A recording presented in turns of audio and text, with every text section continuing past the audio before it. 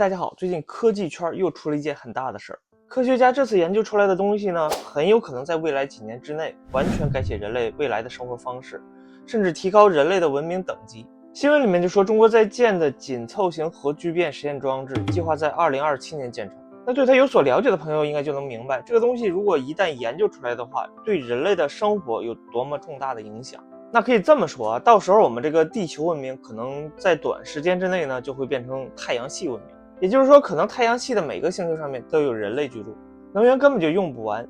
那上面我们说的这些都是一些合理的畅想，并不是完全的危言耸听啊。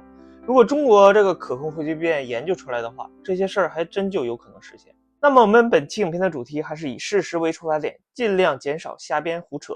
这个可控核聚变它为什么能够提高人类的文明等级和平息战争，还能够大幅的提高人类的生活幸福指数，颠覆人类现有的思维和生活方式？下面我们就来一起聊聊这个可控核聚变和它带来的巨大影响。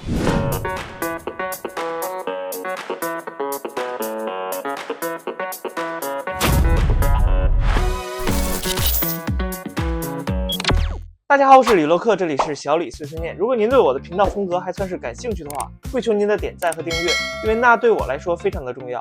废话少说，我们继续今天的话题。新闻里面说，中国在建的紧凑型核聚变能实验装置，简称为 BEST， 目标在2027年建成，而且还要搞全球首次聚变发电展示。你没听错，它就是一个发电演示，不是停留在理论层面，或者是不稳定的实验室阶段。听新闻里面叙述的意思，就是这个装置目前的完成度已经很高了，很可能就是实实在在的弄出来一个比较稳定的成品出来了。那首先我们要问的问题是，这个可控核聚变它究竟是个啥？为什么全世界现在都抢着干？那有人就会问，不就是发个电吗？咱烧煤烧油不一样也能发电吗？那这次还真不一样，咱一个一个的说。首先，这个可控核聚变燃料的优势就是它非常的多，它和石油相比呢，几乎是多到用不完。可控核聚变的燃料是氘和氚这两种化学元素，都是氢的同位素。氘这种东西呢，海水里一捞一大把，每升海水里面含0.03克氘。那这么说不够直观，咱打个比方说，全球海水里面的氘如果全都用来核聚变的话，能供全人类使用几百万年。至于氚呢，自然界里面这个东西少，但是这个东西咱能自己做，就是用反应堆里面的中子轰一下锂，就是你手机电池里面的那种锂，尤其是锂6这种同位素，造氚的效率也是非常的高。而且恰巧现在全球大规模生产锂6只有2个国家，一个是俄罗斯，另一个就是中国。这相当于什么呢？咱不仅要研究出来核聚变发电机，而且拿材料也很顺手，这就很大程度的降低了生产成本。那另一方面，这个核聚变反应释放的能量非常的大，它就像是一个人造太阳，能量几乎是用不完一样。咱举个例子啊，1升海水里面的氘通过聚变释放的能量相当于300升汽油。你想啊，你开个越野车，如果100公里烧10个油的话，1升海水能够让你跑3000公里，从北京到广州，然后再开回来。大家一看油箱里，嘿，没用完，还剩一点。再往大了点说，如果整个太平洋的海水里含的氘全都用来当核聚变原料的话，能量比中东所有石油加起来还要多上万倍。那以后谁还抢石油啊？所以以后很可能就没有国家因为能源的问题去挑起战争了。那石油到时候根本就不是刚需，顶多就算是点化工原料，做点塑料啊、摇粒绒大衣啥的了。对，另外还有一点很强的优势是这个核聚变发电独有的，就是它干净到根本就没有污染。我们知道烧煤会排放二氧化碳，那普通的核电站更危险，会排放很多的核废料。直到现在呢，人类还没有很好的办法能够在短时间内有效的分解和降解这些核废料。而且这个短时间对于核废料的降解来说，指的是几百年甚至上千年。那各个国家现在处理核废料的大多数的办法还是封闭冷却，等到数十年到近百年之后，挖个1000米的深坑深埋处理。那这种深埋的办法也只是一种曲线救国的策略，因为它的本质目的就是将高放射性的核废料与人类的生活环境永久隔离。没错，只是隔离。因为直到这些废料的放射性降至安全水平，可能通常需要数万年甚至100万年之久。那没错，这就是目前大多数国家处理核废料的公认技术路线。那另外还有一种方法呢，就是像我们的邻居日本一样，咔嚓往海里面一倒，排到大海里面，眼不见为净嘛。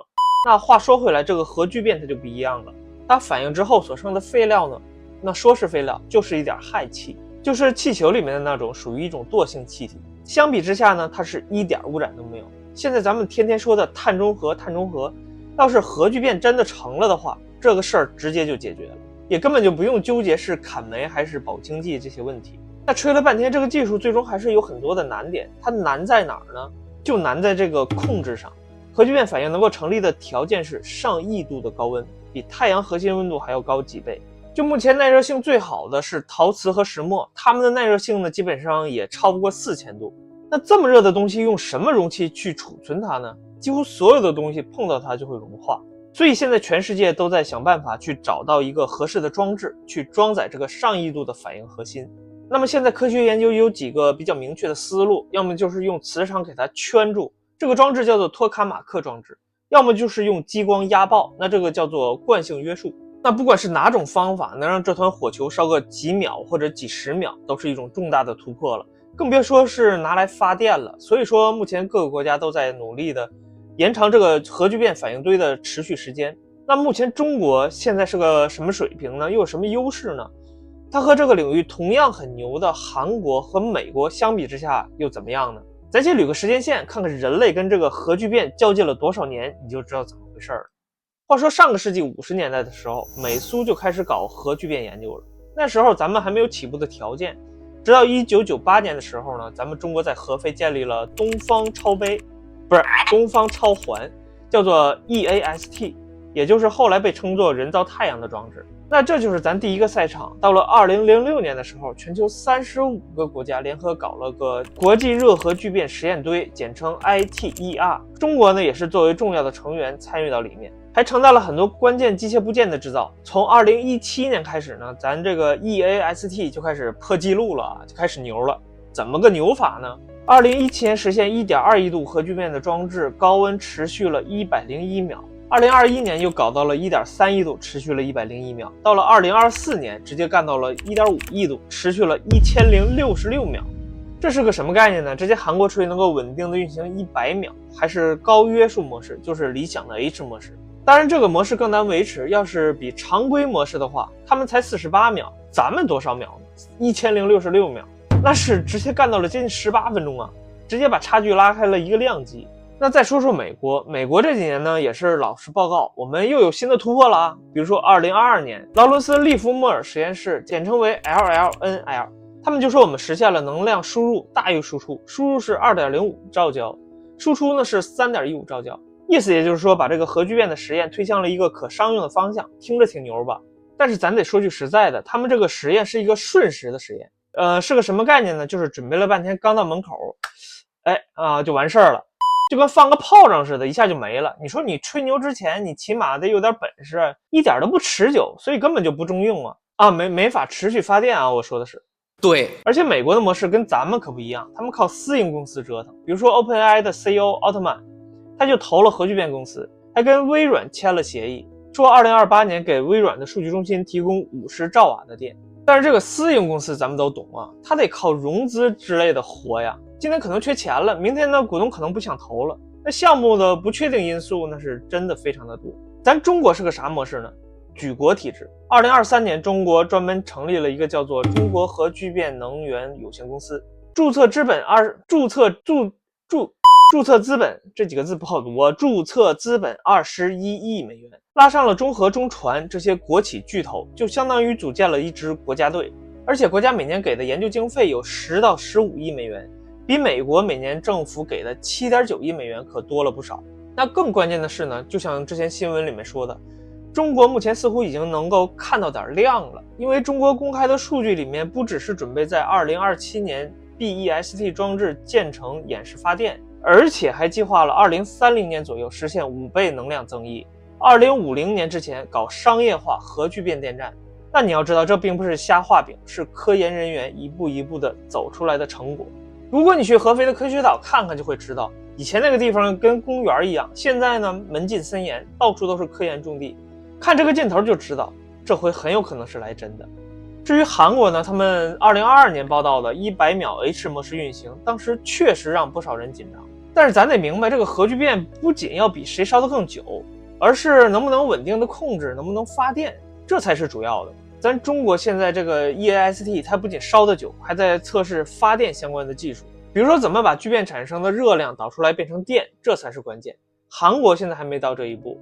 再加上韩国前2年整出来的那个学术论文的笑话，他们就说研究出来了常温超导了，并且公布了实验原理。半个月之内呢，有几个国家就跟风说按照实验原理也实验成功了。当时让我激动了小1个月的时间呢，但是到了最后呢，却又不了了之了。说我们这个实验只是个偶然，并不能证明每次都实验成功。所以到底那次偶然成功是否存在，我们现在也确定不了了。这就让我对他们挺失去希望的，没有看到实质性的研究成果，只看到了几个科学家抢着发布论文，争抢这个首发，好像真的能够获得诺贝尔奖一样。其实对我这种什么都不懂的老百姓来说吧，我觉得可控核聚变和常温超导这2个研究呢，哪一样先研究出来，都是对人类文明的颠覆。其实我更希望的是人类能尽早的拿出一个研究成果，至于是哪个国家呢，其实都不重要。哪怕是之前觉得不靠谱的韩国，我也会给他竖起大拇哥。因为如果这项研究成果不会引发战争的前提下，最终受益的还是全人类。我们这一代人也有可能在有生之年看到人类向下一级文明进发。那解释另一个事儿，就算是2027年这个可控核聚变研究成功了的话，不就是发个电吗？为啥它能够成为人类文明升级到下一级的门槛呢？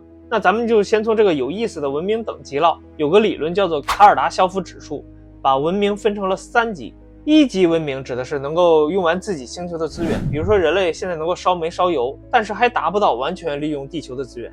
那2级文明意思是能用完恒星的资源，比如说建立一个能围着太阳吸收太阳能的戴森球，最大化的利用太阳能。最后3级文明就是能在星系间穿梭，用整个星系的资源。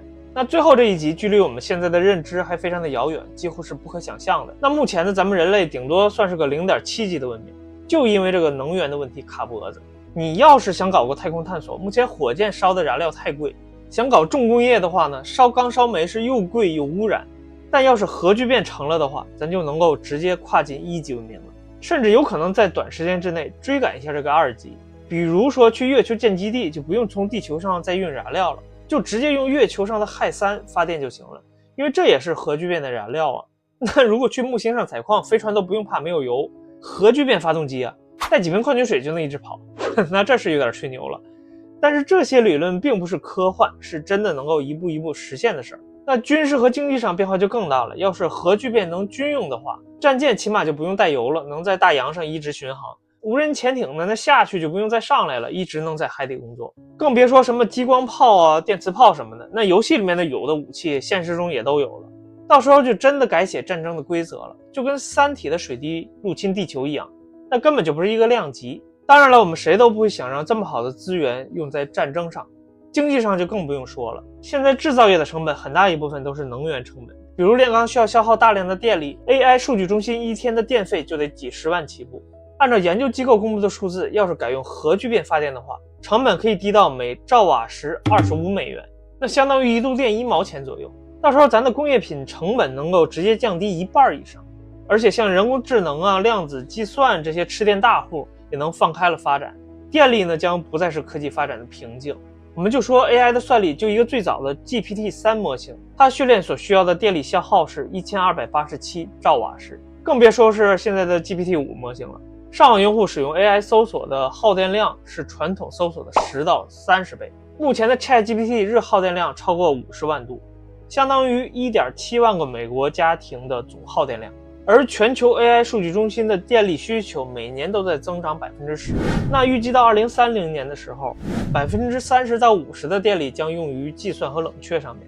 所以说电力将不可逆转的成为 AI 时代的新石油。人工智能发展的最大瓶颈也就是这个能源的消耗，如果能打破这个能源的壁垒， AI 带给世界的改变将更加的巨大。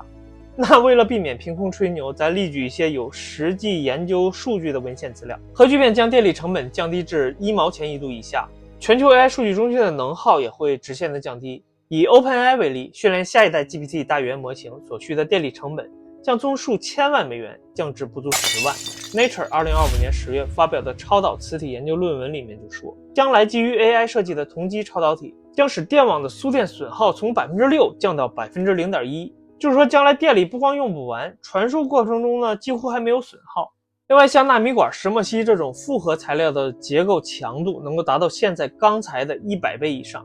打个比方啊，也就是我们将来能够建造1000米级的摩天大楼和强度非常可靠的深海探测潜艇。也就是说应用方面多到几乎不可想象。谷歌的 Sycamore 量子处理器现在已经能够实现量子计算的优势了，那加速药物的研发和气候模型的预测肯定是更加的精准和快速。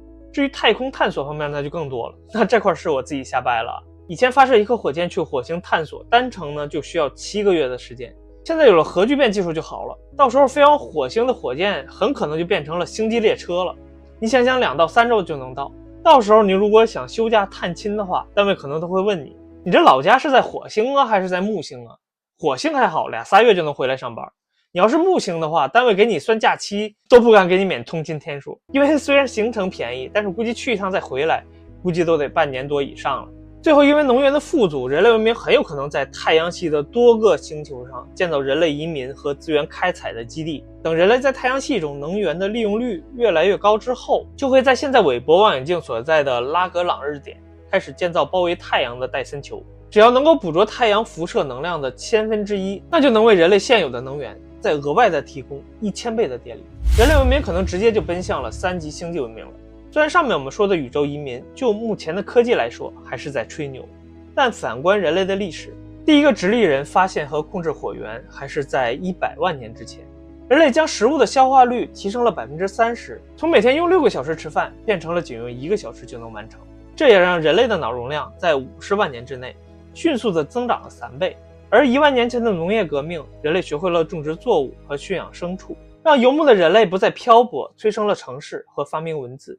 1765年工业革命，瓦特改良蒸汽机，使能量转化率从1%提升至5%，让每一个英国采矿工人的年均生产价值超过了500个农民的全年劳动产出。再到后来1969年的信息革命，半导体的性能每18个月就会迭代分贝。到了现在2025年，一部 iPhone 手机的算力是1969年阿波罗登月计算机算力的10亿倍，这你敢信吗？从时间线上来看，人类用100万年完成了从猿到智人的进化，却在最近200年创造了99%的物质财富。那想象一下未来的科技突破肯定是远超想象。人类文明正在经历一场前所未有的时间革命。正如霍金说过的一句话，记住要仰望星空，而不是低头看脚下。在这场星辰大海的征程中，我们既是见证者，更是创造者。从第一束火光照亮洞穴，到核聚变触碰恒星能量，从纸页记载文明到 AI 解析宇宙规律，每一次技术的跃迁都在改写人类的边界。或许未来某一天，当我们的后代站在火星的基地回望地球，或者在戴森球下讨论星际航行时，会想起我们今天对可控核聚变、对 AI 未来的每一次畅想。这些藏在碎碎念里面的期待，正是文明向前的微光。那我是李罗克，这里是小李碎碎念。如果今天这些对于科技、对于未来的闲聊能够让你多一份对星空的向往，其实这就足够了。别忘了点赞订阅我的频道，那我们下期再见。